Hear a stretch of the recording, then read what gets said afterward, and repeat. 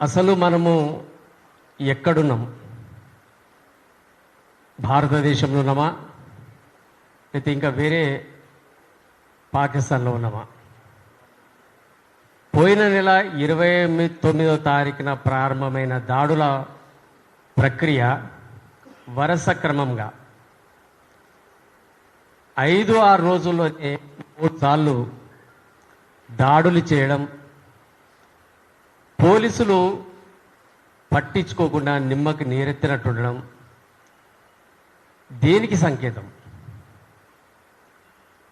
ముఖ్యంగా 29 నాడు దాడి చేసే క్రమంలో ఈరోజు ముద్రా సంఘాలు ఎందుకు స్పందిస్తున్నాయంటే, కులం పేరు పెట్టి దూషిస్తూ సోషల్ మీడియాలో పోస్ట్ చేయడమే కాకుండా, అరే నీ జాతి లేకుండా చేస్తాం, నీ జాతి అంతు చూస్తామనే ఒక మేము ఈరోజు ఇక్కడ స్పందించాల్సిన పరిస్థితి వచ్చింది. మీ అందరికీ తెలుసు,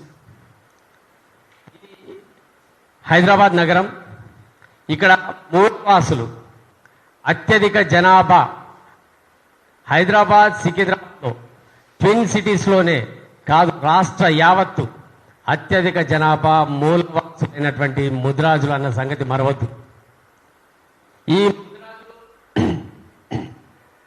హార్డ్ కోర్ హిందుత్వ భావన కలిగిన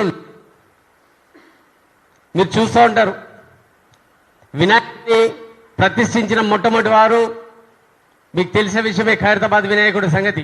అది ముద్రాజ్ బిడ్డనే. లాల్ దర్వాజా తీసుకున్నా, మన సికింద్రాబాద్ మహంకాళి టెంపుల్ తీసుకున్నా, బోనా తీసుకున్నా, ఏది తీసుకున్నా ఇక్కడ హిందుత్వానికి ప్రతీక ముద్రాజులైన సంగతి మీరు మరవద్దు. ఆ హిందుత్వ భావనలో ఇంకొక విషయం, అసలు ఈ ప్రాంతంలో నిజాం కాలంలో ఆనాడు ఏదైతే రజాకర్ల మూమెంట్ ఉందో ఆ సమయంలో ఇక్కడ ప్రజలను, హిందుత్వ ప్రజలను రక్షించింది ముద్రాజులే. మీకు తెలుసు, వెంకటస్వామి ఆర్య అని మనకు బోనాలు ఊరేగించేటప్పుడు చార్మినార్ దగ్గర అనేది ఒక ఫోటో కూడా పెడతారు. వెంకటస్వామి ఆర్య కూడా ముద్రాజే.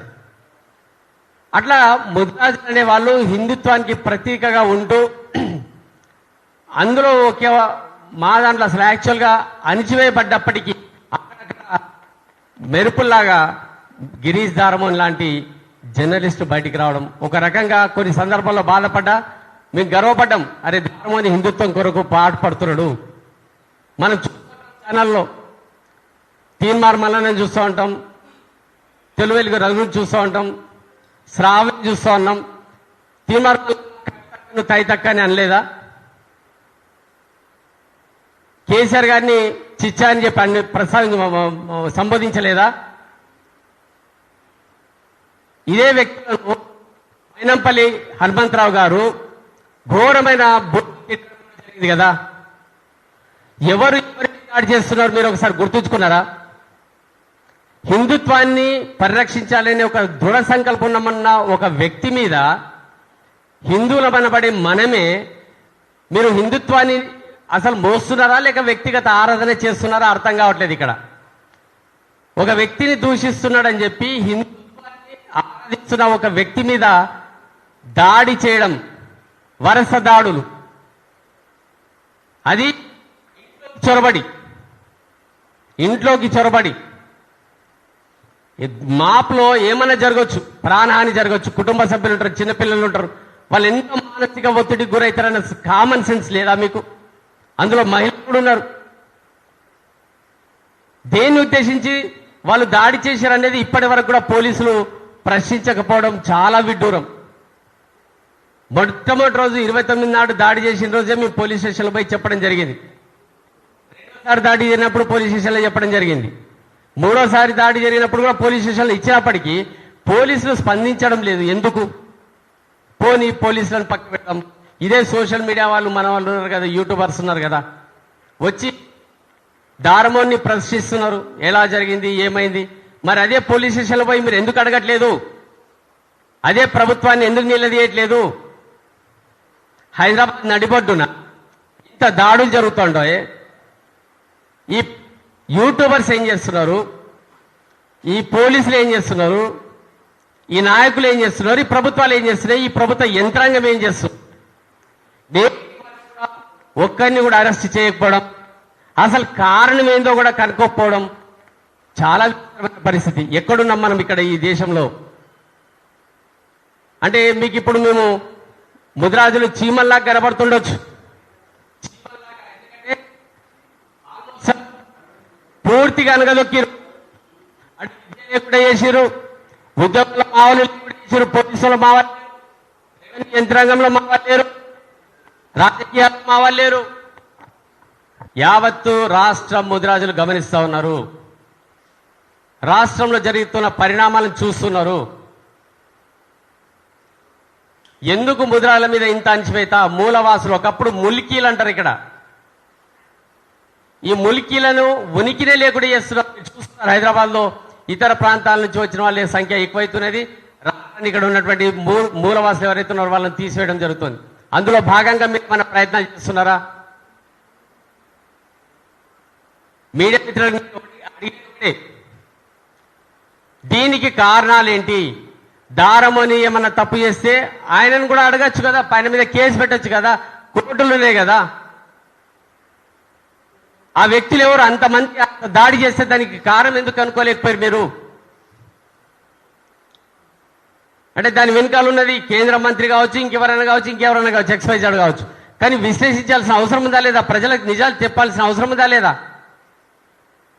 ఆ కుటుంబం ఎంత తల్లడిల్లిపోతుంది? కనీసం మానవత్వం అనేది ఉందా ఈ ప్రాంతంలో?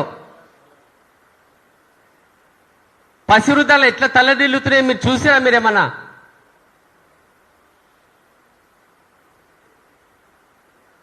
అదే ఉద్రేకంలో ఏమైనా జరిగితే ఎట్లా ఉండేది? ఫస్ట్ 29th రోజు మేము వాట్సాప్ స్టేటస్ లో చూసాం, నీ అంతు చూస్తామంటే నేను లేకుండా చేస్తామని చెప్పి ఆ విషయం ఎస్ఐ గారు కూడా చెప్పడం జరిగింది. అంటే తనకు ప్రాణహాని ఉన్న సంగతి స్థానిక అక్కడ ఉన్నటువంటి ఎస్ఐ గారికి తెలుసు.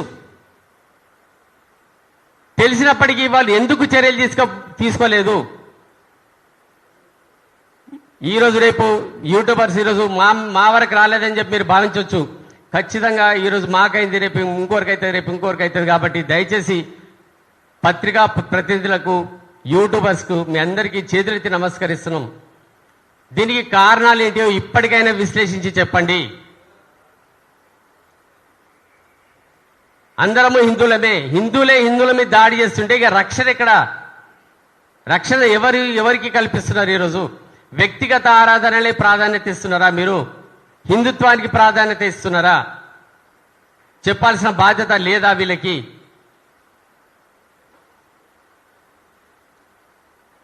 ఇన్ని రోజులైనా కూడా ఇప్పటికి కూడా రోజు యూట్యూబ్లలో చూస్తున్నాం. త్వరలోనే యూట్యూబర్స్ కూడా రేపు ఎల్లుండి మీటింగ్ పెట్టే అవకాశం ఉంది. ఇక్కడ ముఖ్యంగా పత్రికా సంస్థాధిపతులకు కూడా మేము రిక్వెస్ట్ చేస్తున్నాం. ముద్రాల అంశం అంటే వాళ్ళకి లెక్కనే లేదు, పక్కకు పడేస్తారు.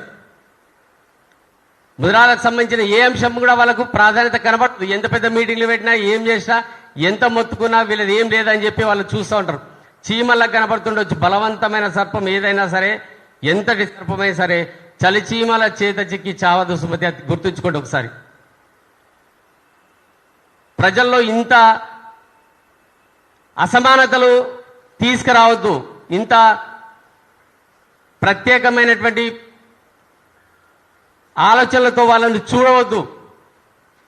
ప్రభుత్వాన్ని కూడా రిక్వెస్ట్ చేస్తున్నాం. ప్రభుత్వం ఇందులో సత్వరం కల్పించుకొని పోలీసులను వెంబడే ఎంక్వైరీ చేసి అసలు జరిగింది ఏంటి అనే అంశాన్ని ప్రజలకు తెలపాల్సిన అవసరం ఉంది. యూట్యూబర్స్ కు రక్షణ కల్పించాల్సిన అవసరం ఉంది. పత్రికా స్వేచ్ఛ వాళ్ళకి కల్పించాల్సిన అవసరం ఉంది. వాక్ స్వాతంత్రాన్ని కాపాడాల్సిన అవసరం ఉంది. ఇక్కడ కుటుంబాలు నివసిస్తున్న కుటుంబాలకు రక్షణ కూడా ఇవ్వాల్సిన అవసరం ఉంది. ఇంట్లోకి వచ్చి దర్వాజాలు పలగొట్టి పోతే కూడా కేసు పెట్టకపోవడము చాలా విడ్డూరం. ఇంట్లోకి ప్రవేశించి సాధారణంగా ఏమంటాం దాన్ని ఎంకరేజ్మెంట్, వేరే వాళ్ళు వస్తే దాన్ని వేరే ప్రాంతాలకు వస్తే కూడా ఒక చిన్న అంశం మీద కూడా కేసు పెట్టవచ్చు. కాబట్టి మిత్రులకు అందరికీ సందర్భంగా తెలుపుకుంటూ ఖచ్చితంగా ఈ అంశంలో మీ అందరి సహకారం కావాలి. మీ సహోదరుడు గిరీష్ దారముని మరెవరో కాదు. కాబట్టి ఆయన మీద దాడి జరిగినా, ఎవరి మీద దాడి జరిగినా దీన్ని మీరు వ్యక్తిగతంగా తీసుకోండి. దయచేసి మీ సమాజానికే ఈ దాడి జరిగిందని చెప్పి గుర్తించి దీని మీద పోలీసుల మీద ఒక ప్రత్యేక